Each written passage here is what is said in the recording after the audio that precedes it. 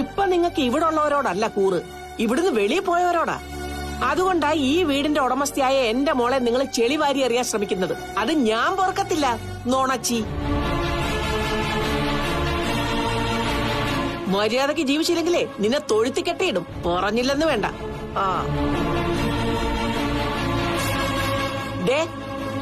എന്നോടുള്ള ദേഷ്യം തുണിയോട് കാണിച്ചിട്ട് ആ തുണിയെങ്ങാനും കീറിയ അതുപോലെ നിന്നെ ഞാനും വലിച്ചു കീറും. നിന്നേക്കാളും 10-20 വയസ്സിന് മൂത്തതല്ലേടി ഞാൻ. മൂത്ത് തെറിച്ചിട്ട് മുകളിലോട്ട് പോകുന്നില്ലല്ലോ, എല്ലാരെയും കൊന്നിട്ടേ പോകുള്ളെന്ന് പറഞ്ഞിരിക്കുക. അപ്പൊ പിന്നെ വയസ്സൊക്കെ മറക്കാം, വായി തോന്നോ പറയാം. നിന്റെ നാവ് പുഴുത്തു പോവടി. അതിനു മുമ്പേ നിങ്ങളുടെ നാവ് മാത്രമല്ല ശരീരം മുഴുവൻ പുഴുത്തളിയും. അവസാനം ഏതെങ്കിലും റോഡിൽ കിടന്നായിരിക്കും തീരാൻ പോകുന്നത്, ഈ ചേരിച്ചിട്ട്.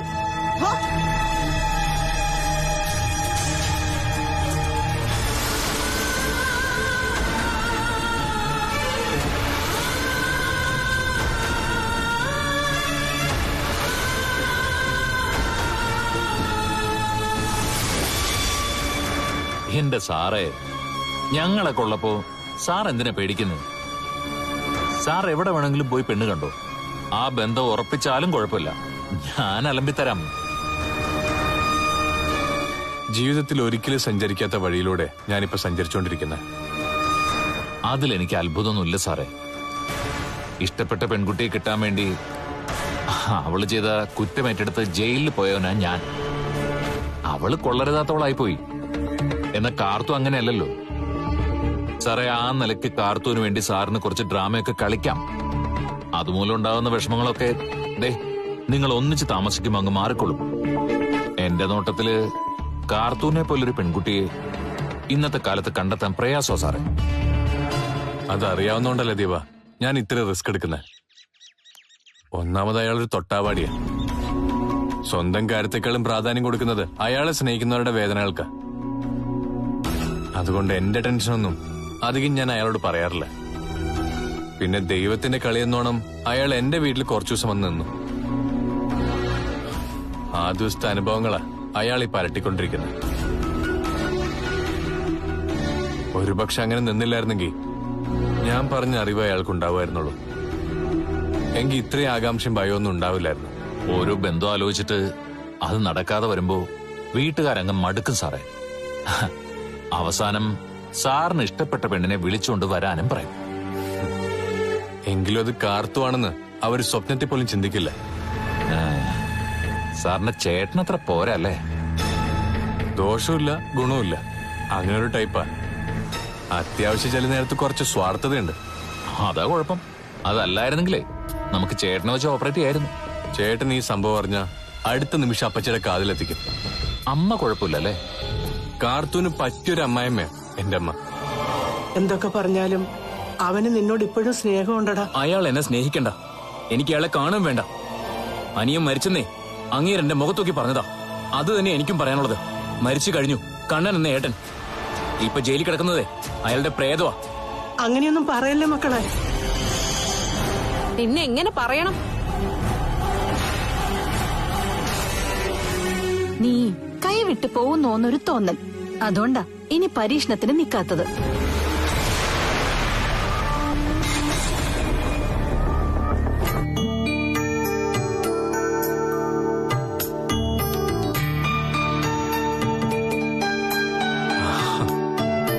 ഇവളെത്തിയായിരുന്നോ? 2 ദിവസമായി വന്നിട്ട്. ഇവളുടെ വിവാഹം ഉറപ്പിച്ചു. ഞങ്ങളൊന്നും അറിയാതെ ഉറപ്പിച്ചോ? ഏതാ പയ്യൻ? എന്റെ ഏട്ടന്റെ മോനാ, പാലിക്കൽ ലതികയുടെ മകൻ അരുൺകുമാർ.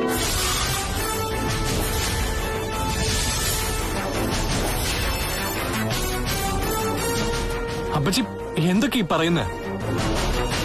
ഇതൊരു പെണ്ണുകാണൽ ചടങ്ങാ.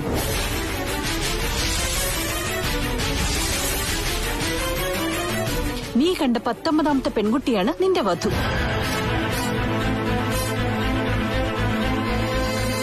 എന്റെ മകൾ മാളവിക നിനക്ക് ഭാര്യയാവാൻ പോകുന്നു. അരുൺ പോയിട്ട് വന്നില്ലല്ലോ, എന്തിനാണോ എന്തോ വിളിപ്പിച്ചത്. അപ്പച്ചി ഇന്നൊരു പെൺകുട്ടിയുടെ പേര് പറയും. അവളെ അവന് വിവാഹം കഴിക്കേണ്ടി വരും അമ്മേ. അതാരാണെന്ന് നീ മഞ്ജുവിനോട് ചോദിച്ചില്ലേ? ഇപ്പൊ അവൻ വരുമല്ലോ, ആ നേരത്തെ എല്ലാവർക്കും അറിയാം ആരാ പെണ്ണെന്ന്.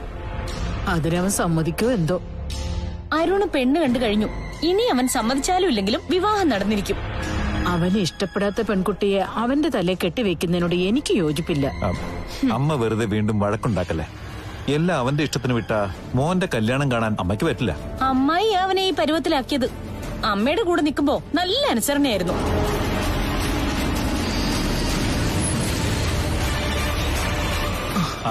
അനുസരണക്കാരനെത്തിയല്ലോ. അമ്മായി എവിടെ ഇരിക്കേ? അവൻ ഇങ്ങോട്ട് വന്ന് പറയട്ടെ ആരാ പെൺകുട്ടിന്ന്.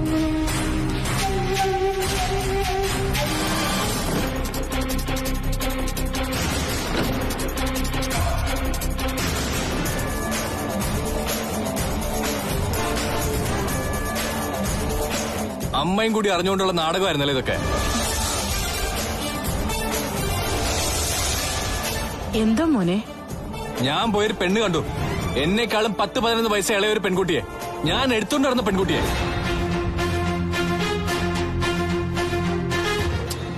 എന്താന്ന് വെച്ചാ തെളിച്ചു പറയടാ. ഇയാളെ എല്ലാത്തിനും കൂട്ടുനിന്നാണ്. ഇവരാരും ഒന്നും അറിഞ്ഞിട്ടില്ല.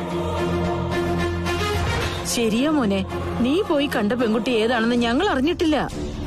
എനിക്ക് വേണ്ടി ആലോചിക്കുന്നതേ അവളെയാ, മാളവികയെ.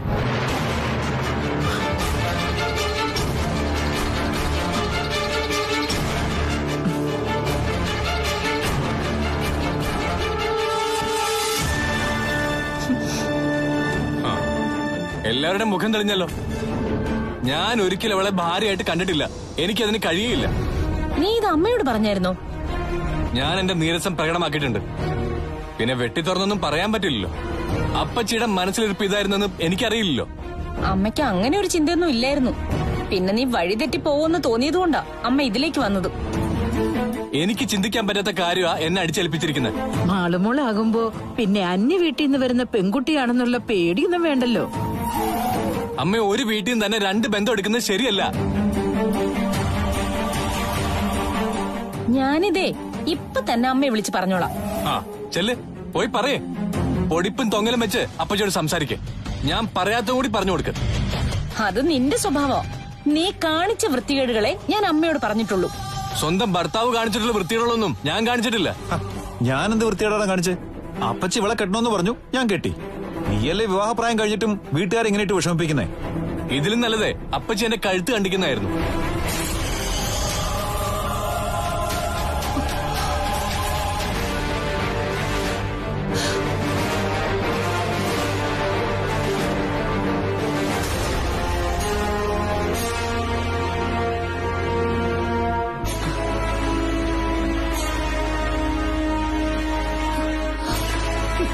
എന്താ മോളെ, ഇന്ന് അരുൺ വിളിച്ചില്ലേ? ഇല്ല എടുത്തി, ഇന്നലെ രാത്രിയും വിളിച്ചില്ല. അങ്ങനെ വിളിക്കാതിരിക്കുന്നതല്ല. എന്ത് പറ്റിയോ എന്തോ. അരുണിന്റെ ആദ്യം അരുണിനെ അറിയൂ. പിന്നെ മോളോട് പറഞ്ഞ മോൾ അതിനേക്കാൾ വേദനിക്കുന്നോണ്ട് പറയാതിരിക്കുന്നതായിരിക്കും. അപ്പച്ചി ഏതോ ഒരു പെൺകുട്ടിയെ കണ്ടുവച്ചിട്ടുണ്ടെന്ന് പറഞ്ഞിരുന്നു. അതിനി ആരാണോ എന്തോ. കാർത്തികേയൻ എന്നതിന് പകരം കാർത്തികേയൻ എന്നാ സാർ മൊബൈലിൽ സേവ് ചെയ്ത് വെച്ചിരിക്കുന്നത്. ഇനിയിപ്പോ അതിന്റെ സത്യാവസ്ഥ അറിഞ്ഞോന്നറിയില്ല. ഇടയ്ക്ക് എന്റെ മൊബൈലില് മറ്റൊരു നമ്പറിൽ നിന്ന് വിളി വന്നിരുന്നു. ഞാൻ എടുത്തില്ല. ഒന്നും വേണ്ടിയിരുന്നില്ല എടുത്തി. സാറിന്റെ വഴിക്ക് വിട്ടാ മതിയായിരുന്നു. ഇത്രയും കാലം അരുൺ കല്യാണം കഴിക്കാതിരുന്നതേ ഇഷ്ടപ്പെട്ട ഒരു പെൺകുട്ടിയെ കണ്ടുമുട്ടാതിരുന്നോണ്ടാ. അതില് മോള് പ്രതിയല്ല, അരുണു. കുടുംബത്തിൽ കയറ്റാൻ പറ്റിയ ഒരാളെ തേടി നടന്ന് അവസാനം തനിക്ക് പറ്റിയ ഒരാള് മോളാണെന്ന് തിരിച്ചറിഞ്ഞു. അത് 100% സത്യമാ. വലിയ സൗകര്യങ്ങളൊന്നും ഇല്ലെങ്കിലും എങ്ങനെയെങ്കിലും കഴിഞ്ഞുകൂടണമെന്നേ എനിക്ക് ആഗ്രഹമുള്ളൂ. എന്നാ സാറിന്റെ വീട്ടിൽ എനിക്ക് ഒരിക്കലും സ്വസ്ഥത കിട്ടില്ല. സാറിന്റെ ഏട്ടത്തി അപ്പച്ചിയൊക്കെ വിജിതയും അവളുടെ അമ്മയും പോലെ തന്നെയായിരിക്കും. അരുൺ എന്നും അതൊന്നും കണ്ടു നിൽക്കില്ല. എവിടേക്കാണോ ജോലിക്ക് പോകുന്നത് അങ്ങോട്ട് മോളെയും കൊണ്ടുപോകും. ആണമില്ലല്ലോടാ നിനക്ക് ഇങ്ങനെയൊക്കെ പറയാൻ. നീ ഒരു ആണാണോടാ? ആ അങ്ങനെ ചോദിക്കേ. ആണൊരുത്തൻ ഇവിടെ ഉണ്ടായിരുന്നല്ലോ. അവൻ ആണത്തം കൂടിപ്പോയത് കൊണ്ടാ ഇപ്പൊ ജയിലിൽ കിടന്ന് നരകിക്കുന്നത്. അവനെ നീ അല്ലടാ കള്ളക്കേസ് കുടുക്കിയേ? അതെ, ഞാൻ തന്നെയാ. അവൻ എനിക്ക് മുകളിൽ പറന്നു. അങ്ങനെ പറക്കുന്നോന്മാരുടെയൊക്കെ ചിറക് ഞാൻ അരിയും. നോക്കിക്കോ, തട്ടുകടയുണ്ടല്ലോ അതും ഞാൻ പൂട്ടിക്കും. അതിന് നിനക്ക് കഴിയത്തില്ലടാ. ഏ? ആ. അങ്ങനെ അതിനെങ്ങാനും നീ ശ്രമിച്ച നിന്നെ കത്തിക്കാൻ പറ്റിയ ആൾക്കാര് അവളുമാരുടെ കൂടെ ഉണ്ട്. വയസ്സാം കാലത്ത് ക്ഷയരോഗിയായിട്ട് ചാകാതെ മര്യാദക്ക് ജീവിക്കടാ.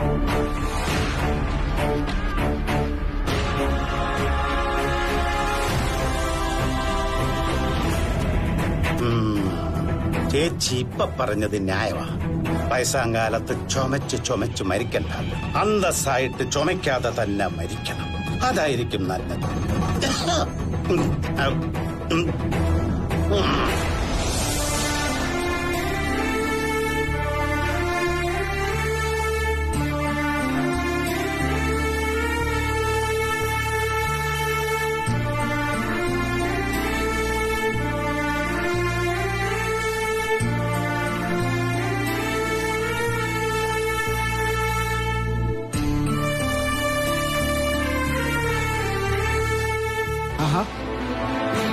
വീണ്ടും വന്നോ? ഇപ്പൊ മൂത്ത മോനെ കാണാതിരിക്കാൻ പറ്റാതായോ? അത് പിന്നെ മോനെ, ഞാനേ കടയിൽ പോയായിരുന്നു. നീ പറഞ്ഞ പോലെ കാത്തൂനും പവിത്രയ്ക്കും ഒന്നും എന്നോട് വലിയ ദേഷ്യമൊന്നും ഇല്ലായിരുന്നു. ചെറുതായിട്ടൊന്ന് കുറ്റപ്പെടുത്തിയെങ്കിലും എനിക്ക് ഭക്ഷണമൊക്കെ തന്നാ വിട്ട്. പക്ഷെ തന്നതൊക്കെ എന്റെ നാത്തൂൻ തെങ്ങിന് വളവാക്കി. അവര് ചെയ്തതിൽ ഒരു കുഴപ്പമില്ല. കൂടെ താമസിക്കുന്നവരെ കുറ്റപ്പെടുത്തുന്ന അമ്മയുടെ സ്വഭാവം. അവരെക്കുറിച്ച് നാട് നീളെ പരദൂഷണം പറഞ്ഞു നടക്കും. സുധയുടെയും വിജിതയുടെയും കരണന്റെ ഒക്കെ സ്വഭാവം എന്നെക്കാളും നന്നായിട്ട് നിനക്കറിയാലോ. ആ അറിവ് വെച്ചിട്ട് അവരെ കുറിച്ചൊക്കെ ഞാൻ ഒരുപാട് പറഞ്ഞു തന്നതല്ലേ. എന്നിട്ട് അന്ന് അമ്മ എനിക്കൊപ്പം നിന്നോ? പഴയതൊക്കെ പറഞ്ഞുകൊണ്ടിരിക്കല്ലേ മോനെ. എനിക്ക് ഒരുപാട് തെറ്റുപറ്റിയെന്ന് മനസ്സിലായി. അതേപ്പറ്റി ഞാൻ പറയുകയും ചെയ്തല്ലോ. ഇനി പറഞ്ഞിട്ട് എന്താ കാര്യം? ഇനിയുള്ള കാലം ഏളെ മോനും മരുമോൾക്കും ഒപ്പം അവര് പറയുന്നതൊക്കെ കേട്ട് അടങ്ങി ഒതുങ്ങി അങ്ങ് ജീവിക്കുക. എന്നെ ഇട്ട് കഷ്ടപ്പെടുത്തുന്ന കണ്ട പെറ്റതള്ള സഹിക്കില്ല.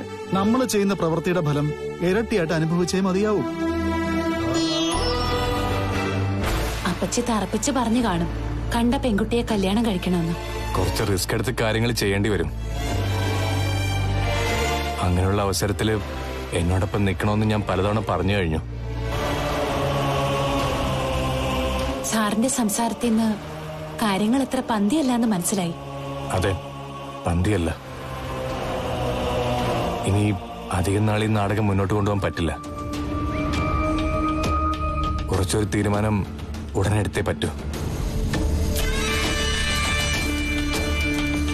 സാറ് പറഞ്ഞോ, ഞാൻ അതുപോലെ അനുസരിക്കാം. അനുസരിക്കണം. ഇവിടെ എന്റെ ദയനീയാവസ്ഥ മനസ്സിലാക്കി എനിക്കൊപ്പം നിൽക്കുക വേണ്ടത്.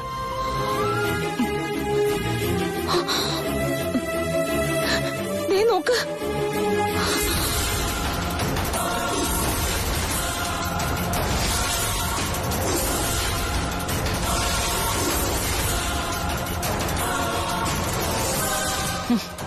അനിയന്റെ പ്രകടനം കൊള്ളാമോ?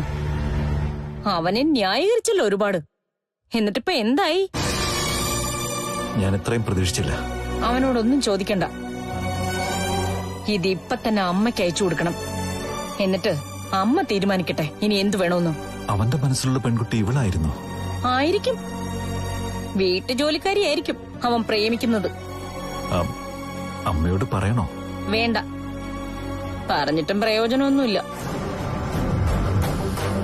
ഇത് കൈകാര്യം ചെയ്യേണ്ടതേ എന്റെ അമ്മയാ. ഇനിയിപ്പൊ ചേച്ചി അനിയത്തിയും ഒരു വീട്ടിലേക്ക് വരുന്നത് തെറ്റായിട്ട് കാണണ്ട. കണ്ണി കണ്ടവളുമാര് ഇവിടെ വന്ന് കേറുന്നതിലും നല്ലതല്ലയോ അത്? ഇവനെന്നാലും ഇത്രയ്ക്ക് അധപ്പതിച്ചു പോയല്ലോ എന്തുട്ടാ? നീ കുറെ ശ്രമിച്ചല്ലോ കണ്ടുപിടിക്കാൻ, എന്നിട്ട് നടന്നോ? ഇനി കുറച്ചുകൂടി ജാഗ്രത ഞാൻ കാണിക്കണം. എന്തായാലും അനിയന്റെ ബ്ലഡ് ആണല്ലോ ചേട്ടന്. അവൻ കല്യാണം കഴിയാത്ത പയ്യനായതുകൊണ്ട് സഹിക്കാം. എന്നാ കല്യാണം കഴിഞ്ഞ് നിങ്ങൾ വഞ്ചന കാണിച്ച പിന്നെ നമ്മളിൽ ഒരാളെ ജീവിക്കൂ. അവന്റെ തെറ്റ് കണ്ടുപിടിച്ചിട്ട് എന്തിനാ എന്നോട് വഴക്കിടുന്നത്? അവനെ കുളി കഴിഞ്ഞ് വന്നതാണ്, നമുക്ക് പോയി ചോദിക്കാം. വേണ്ട വേണ്ട വേണ്ട, ഒന്നും ചോദിക്കണ്ട. അവനെ പിന്തുടരണം. അതിനുവേണ്ടി അനന്തുവേട്ടൻ കുറച്ചു ദിവസം ലീവ് എടുത്താലും കുഴപ്പമില്ല. എന്റെ ബലമായ സംശയം അവരിപ്പോഴും കാണുന്നുണ്ടെന്നാ. അങ്ങനെങ്കിലേ അതും കൂടി കണ്ടുപിടിക്കണം. എന്റെ അനന്തുവേട്ട ഒരു കൾച്ചറും ഇല്ലാത്തൊരു കുട്ടിയാ അവള്. അവളിവിടേക്ക് കയറി വരുന്നതും നമ്മൾ ആത്മഹത്യ ചെയ്യുന്നതും ഒരുപോലെയാ. ഈ ബന്ധം എവിടം വരെ എത്തിയെന്നറിയില്ല. അതുകൊണ്ടല്ലേ നേരിട്ട് അന്വേഷിക്കാൻ പറയുന്നത്. ഇവര് തമ്മില് ഇനി നേരത്തെ ബന്ധം ഉണ്ടായിരുന്നിരിക്കുവോ? ഇനി അവന്റെ ശുപാർശ പ്രകാരം ആയിരിക്കുവോ അവളിവിടെ വന്നത്? അതേപ്പറ്റി ഞാനും ആലോചിക്കാതിരുന്നില്ല. പക്ഷെ അവളുടെ ഒരു പ്രകൃതം വെച്ചിട്ടേ അവളൊരു പ്രണയരോഗിയാ. ഏത് വീട്ടിൽ ജോലിക്ക് നിന്നാലും അവിടെയുള്ള ആണുങ്ങളെ അവള് കറക്കിയെടുക്കും. ഓ എന്റെ അനന്തുവേട്ടാ, എനിക്ക് ഈ വിവരം അമ്മയോട് പറയാൻ പറ്റാത്തോണ്ട് ശ്വാസം മുട്ടുവാ. എന്തായാലും ആ ഫോട്ടോ നമ്മൾ കണ്ടല്ലോ. അത് അനന്തുവേട്ടന്റെ മെടുക്കാണോ? എത്ര കൃത്യമായിട്ടാ കാർത്തികേയന്റെ കാർത്തു ഞാൻ അടിക്കാൻ പറഞ്ഞത്. അതുകൊണ്ട് മൊബൈൽ ഓപ്പൺ ആയില്ലേ. ഒരിക്കലും ഞാൻ അവനെ പറ്റി ഇങ്ങനെയൊന്നും വിചാരിച്ചില്ല. അന്ന് പിടിക്കപ്പെട്ടപ്പോ മുതലാ ഞാൻ അവനെ സംശയിക്കാൻ തുടങ്ങിയത്. ഇനി മാളുവിന് വേണ്ടി അവനെ ആലോചിക്കണോ എന്ന് പോലും ചിന്തിക്കണം. മാളുവിനെ അവന് താല്പര്യമില്ല. അതുകൊണ്ട് അവനെ വേണ്ടെന്ന് വെച്ചാലും സന്തോഷമായിരിക്കും അവന്. പകരം ഇവള് വന്ന് കേറിക്കോട്ടേന്ന് അല്ലേ? ഇവളല്ലെങ്കിൽ മറ്റൊരുത്തി കയറും. പ്രായത്തിൽ വളരെ ചെറുപ്പമാണെങ്കിലും നിന്റെ സ്വഭാവമായിട്ട് ഒത്തുചേരണമെങ്കിൽ മാള് തന്നെയാ ഈ വീടുമായിട്ടും. അവളാകുമ്പോ പിന്നെ ഈ അടിയും വഴക്കൊക്കെ കുറഞ്ഞിരിക്കുമല്ലോ. നീ വാ, അവനിപ്പോഴേ കുളി കഴിഞ്ഞ് കഴിക്കാനിരുന്നാണ്. വാ. അമ്മയുടെ കൺട്രോളിൽ അവൻ എന്ന് വഴുതി പോയോ അതോടെ അവന്റെ ക്യാരക്ടറും പോയി. അതേപ്പറ്റി ഇനി തർക്കിക്കാനൊന്നും എനിക്ക് വയ്യ. അവൻ ഒട്ടും പ്രതീക്ഷിക്കാത്ത നേരത്ത് മാളുവിന്റെ പേര് പറഞ്ഞതുകൊണ്ടാ അവൻ ഈ ബന്ധത്തെ എതിർക്കുന്നത്. അതുകൊണ്ട് അവൻ മോശക്കാരൻ എന്നൊന്നും പറയണ്ട. ഇവനേക്കാളും സ്വഭാവത്തിന്റെ കാര്യത്തിൽ ഒരു പടി മുന്നിലാ അരുൺ. എന്നായിരുന്നു എന്റെ ധാരണ. അതൊക്കെ അവൻ മാന്യമായിട്ട് തിരുത്തുവാണോന്നാ എന്റെ സംശയം. അവന്റെ പോക്ക് ശരിയായ ദിശയിലാണെങ്കിൽ അവന് കൊള്ളാം, ഈ കുടുംബത്തിനും.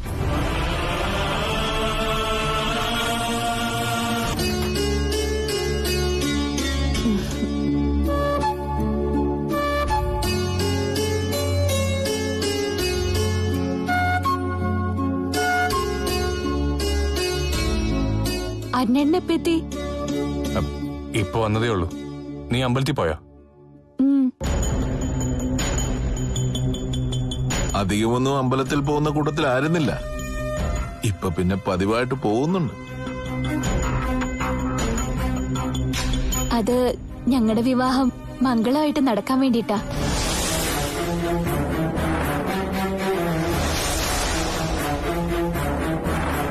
എല്ലാ ദിവസവും സ്വയംവര അർച്ചന കഴിപ്പിക്കുന്നുണ്ട്.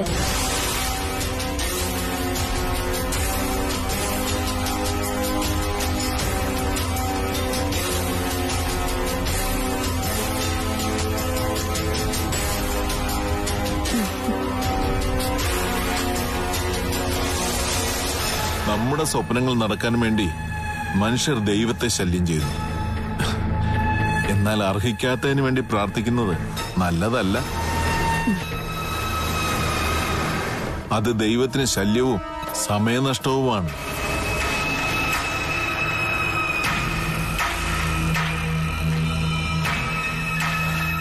ഞാൻ പോകുന്ന വഴി ഇങ്ങോട്ട് കയറിയെന്നേ ഉള്ളൂ. അന്നേട്ട് ചായ കുടിച്ചോ? പിന്നെ ചായ കുടിക്കാതെ നിന്റെ അമ്മായി എന്നെ വിടുവോ? കഴിക്കുകയും കുടിക്കുകയും ഒക്കെ ചെയ്തു. പോയിട്ട് രംഗളെ. അപ്പൊ ഈ ചേർത്തെടുത്ത് കാർത്തു എന്ന പേരിൽ ഇവിടെ ഒരു പെൺകുട്ടിയില്ലേ? ചേർത്തെടുത്ത് കാർത്തുവോ? അവൾക്ക് ഈ നാട്ടിലൊക്കെ നല്ല പേരാണെന്ന് കേട്ടെ. ഈ നാട്ടിൽ അങ്ങനെ പേരെടുത്തൊരു പെൺകുട്ടി ഉണ്ടെങ്കിൽ ഞാൻ അറിയേണ്ടതാ. കാരണം അമ്പലത്തിൽ വന്ന് പോകുന്നവരാ ഒട്ടുമിക്കവരും. ചിലപ്പോ ഈ നാട്ടുകാരി അല്ലായിരിക്കും. അതെനിക്ക് ഉറപ്പൊന്നുമില്ല. പിന്നെ ഇവിടെ വന്നിട്ട് ചേർത്തെടുത്ത് കാർത്തു ആരാണെന്ന് ചോദിച്ചാലോ സാറേ? സോറി സാറേ, ഒന്ന് നിന്നേ. ചേർത്തെടുത്ത് അമ്പലത്തിനടുത്ത് ഒരു കാർത്തിയാനി ഉണ്ടായിരുന്നു. കാർത്തുന്ന് അവളെ എല്ലാരും വിളിച്ചിരുന്നത്. അവളായിരിക്കും ഈ ചേർത്തെടുത്ത് കാർത്തു. ആവാൻ വഴിയുണ്ട്. അവളിപ്പോഴും അമ്പലത്തിനടുത്താണ് താമസം? അല്ല, മുകളിലാ. മുകളിലോ? അമ്പലക്കുളത്തിൽ കാല് വഴിക്ക് വീണാ മരിച്ചത്. ഇപ്പോഴും പലരും കാർത്തിയാനെ കാണാറുണ്ട്.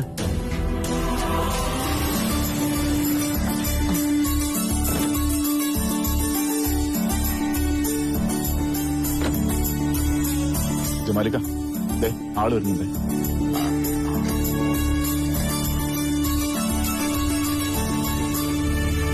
കഴിക്കാൻ എന്താ ഉള്ളേ? നല്ല അപ്പം ദോശയൊക്കെ ഉണ്ട് സാറേ. കറികളായിട്ട് കടലയും മുട്ടക്കറിയും ഉണ്ട്. എങ്കി അപ്പം മുട്ടക്കറി എടുക്ക. മോളെ അപ്പവും മുട്ടക്കറിയും കൊടുക്ക്.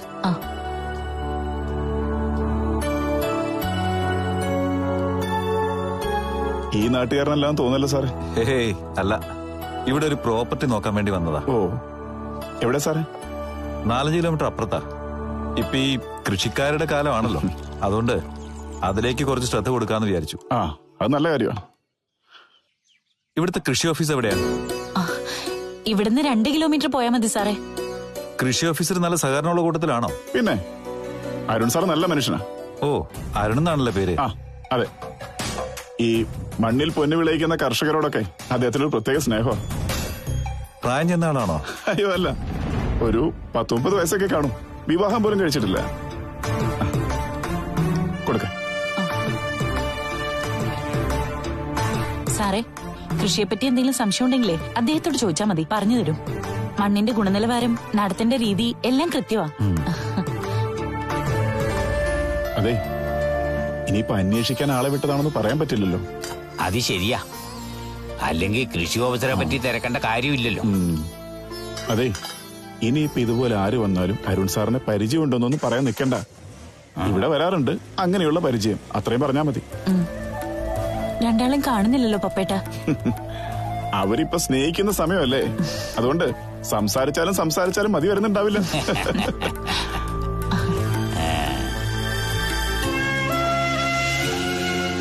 ഞാൻ പറഞ്ഞിട്ടുണ്ടല്ലോ കാർത്തുനോട്, ഈ നാട്ടിൽ വരുന്നതിന് മുമ്പ് മറ്റു സ്ഥലങ്ങളിലൊക്കെ ജോലിക്ക് പോകുമ്പോ അവധി ദിവസങ്ങളിൽ എങ്ങനെയെങ്കിലും വീട്ടിലെത്തണമെന്നായിരുന്നു പ്രാർത്ഥന. വീട്ടിലുണ്ടാക്കുന്ന ഭക്ഷണം കഴിക്കാം, നന്നായിട്ട് ഉറങ്ങാം, ഇതൊക്കെയായിരുന്നു ചിന്ത.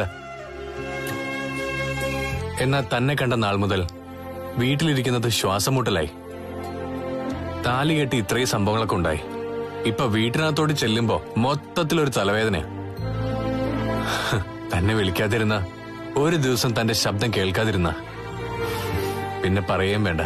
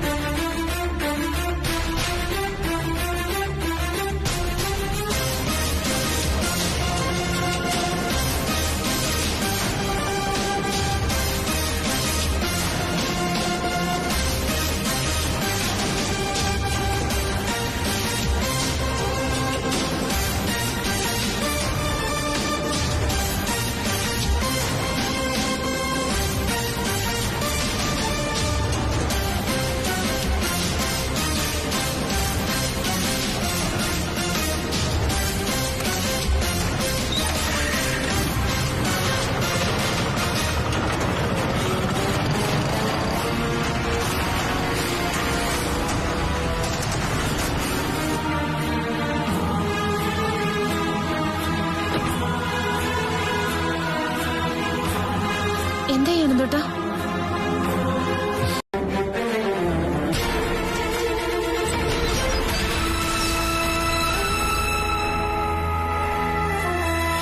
ഡോക്ടർ നല്ല ഉറക്കത്തിലാണോടി? അതുകൊണ്ടല്ലേ വന്നത്. അങ്ങേർക്ക് ആഹാരത്തിൽ ആരോ കൈവശം കൊടുത്തിട്ടുണ്ട്. രാത്രിയിൽ മൂക്കുമുട്ട കഴിക്കും, പിന്നൊരു ഉറക്കവാ. പരിസരത്ത് എന്ത് നടന്നാലും അറിയില്ല.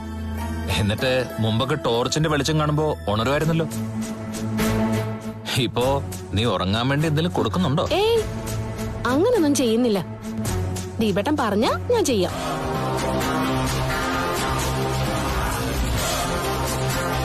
കൊല്ലാൻ വേണ്ടി എന്തെങ്കിലും കൊടുക്കണോന്ന് പറഞ്ഞാലും അതും അനുസരിക്കും. എടി, അങ്ങനെ കൊന്നിട്ട് നീ പോലീസ് പിടിയിലായ പിന്നെ ഞാൻ പുറത്തും നീ അകത്തുമായിരിക്കും. പുറത്തായാലും അകത്തായാലും ഇനി ഒന്നിച്ച്, അതാ എനിക്കിഷ്ടം.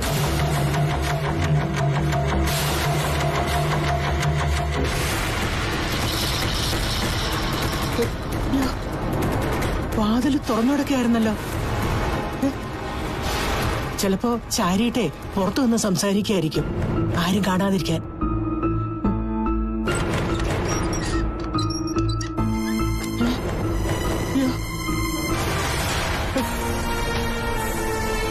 ഇപ്പൊ ഇവിടെ നിന്ന് സംസാരിക്കുമായിരുന്നല്ലോ. പിന്നെ എവിടെ പോയി? രാത്രി വിളിച്ചു നടത്തിയിട്ട് മനുഷ്യനെ കൊരങ്ങളിപ്പിക്കുന്നു. ഓന് ഞാൻ പറഞ്ഞ സത്യാടാ. അല്ലെങ്കിൽ പിന്നെ നിന്റെ മുറിയിൽ നിന്റെ ഒപ്പം ഉണ്ടായിരുന്ന പെണ്ണെവിടെ? അവളിനി അവന്റെ കൂടെ ബുള്ളറ്റ് കയറി പോയോന്ന് അറിയത്തില്ല. എങ്കിൽ നീ രക്ഷപ്പെട്ടടാ. എന്നെ കൂടെ ഒന്നും പറയിക്കണ്ട. മോനെ നിക്ക്. പേരിനൊരു ഭാര്യ വലിയ ഭാരവാടാ. ഒരുമ്പട്ടിറങ്ങിയ പെണ്ണ് ഓലക്കൊണ്ട് അടിച്ചാലും നന്നാവില്ല. അമ്മയ്ക്ക് മിക്കവാറും ഓലക്കൊണ്ട് അടിക്കിട്ടും ഈ രീതി പോയാലും. എന്റെ മോനെ, നല്ല തലച്ചോറുണ്ടായതുകൊണ്ടല്ലേ നീ ഒരു ഡോക്ടർ ആയത്. ഈ തലയ്ക്കകത്ത് മുഴുവൻ ചേരാണോടാ? അമ്മയുടെ സ്വഭാവം കൊണ്ട് തന്നെയാ അമ്മയ്ക്ക് ഇങ്ങനെ കിടന്ന് കഷ്ടപ്പെടേണ്ടി വരുന്നത്. അതുകൊണ്ട് ഞാനൊന്നും പറയുന്നില്ല. സാറേ, കണ്ണേട്ടനും നഷ്ടപ്പെട്ടതൊക്കെ നേടണം. ജയിലിൽ നിന്ന് ഞാൻ ഇറങ്ങിയപ്പോ എന്റെ ജീവിതം തരിശാകാതെ പോയത് നിങ്ങളിൽ ചിലരൊക്കെ ഉള്ളതുകൊണ്ടാ. എന്റെ വീട്ടുകാർക്ക് പോലും എന്നെ വേണ്ട. എന്ന് അവിടെയും എനിക്ക് തണലായ ആശ്വാസമായ നിങ്ങൾക്കൊക്കെ എന്തെങ്കിലും സംഭവിച്ചാ അതെന്റെ ചങ്കി തട്ടും സാറന്മാരെ. ആ നേരത്ത് ഞാൻ എന്തെങ്കിലുമൊക്കെ ചെയ്തു പോവും. കണ്ണേട്ടനെ ഞാൻ ജന്മിയാക്കും, കരുണനും മുകളിൽ കൊണ്ടുവരും. അതുപോലെ തന്നെ കണ്ണേട്ടൻ ജയിലിൽ നിന്ന് വരുമ്പോ സാറും കാർത്തും ഒന്നിച്ച് ജീവിക്കുന്നത് ആ പാവത്തിന് കാണാൻ പറ്റണം. അതേപ്പറ്റി ഞാൻ സംസാരിച്ചുകൊണ്ട് നിൽക്കുകയായിരുന്നു. സാറിനെ പോലെ ഒരാള് ഇതിങ്ങനെ നീട്ടിക്കൊണ്ടു പോകുന്നത് ശരിയല്ല. എന്റെ വിവാഹം ഒരു പ്രതിസന്ധിയായിരിക്കുമെന്ന് എനിക്കറിയായിരുന്നു. അതുകൊണ്ട് ഇത്രയും നാളും വിവാഹം കഴിക്കാതിരുന്നത്. അപ്പച്ചിയുടെ എല്ലാ പിടിവാശികളും ഞാൻ അംഗീകരിക്കും. എന്നാ അപ്പച്ചിയുടെ കാലശേഷവും ഞാൻ കഴിയേണ്ടത് എന്റെ ഭാര്യയ്ക്കൊപ്പ. ആ ബന്ധം നോക്കിയേ ചെയ്യാൻ പറ്റൂ. അങ്ങനെ തന്നെ ചെയ്തതും. ഇനി കുറച്ച് കടമ്പ കൂടിയുണ്ട്. അതിനെ മറികടന്ന് പോവും ഞാൻ, വലിയ താമസമില്ലാതെ.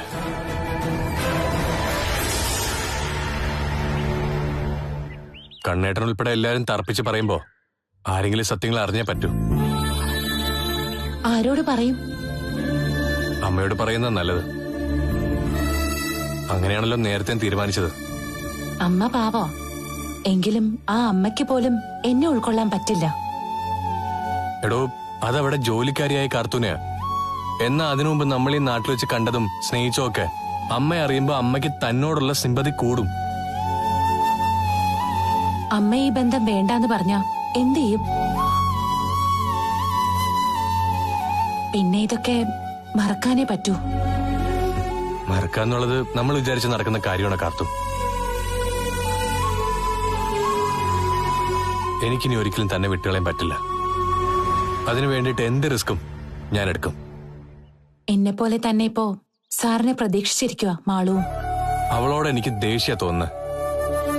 വല്ലാത്തൊരു ചതി അവൾ കാണിച്ചേ. ഒന്നില്ലെങ്കിൽ അവളെ എടുത്തോണ്ട് നടന്നിട്ടുള്ളത് ഞാൻ. ഒരു 10-11 വയസ്സ് വ്യത്യാസമുണ്ട്. എന്റെ പെങ്ങളെ പോലെ തന്നെ ഞാൻ കണ്ടിരുന്നത്. എന്നിട്ടാ ഇപ്പൊ അപ്പച്ചിയുടെ വാക്കും കേട്ട് എന്നെ വേണമെന്ന് പറഞ്ഞ് നിൽക്കുന്നത്.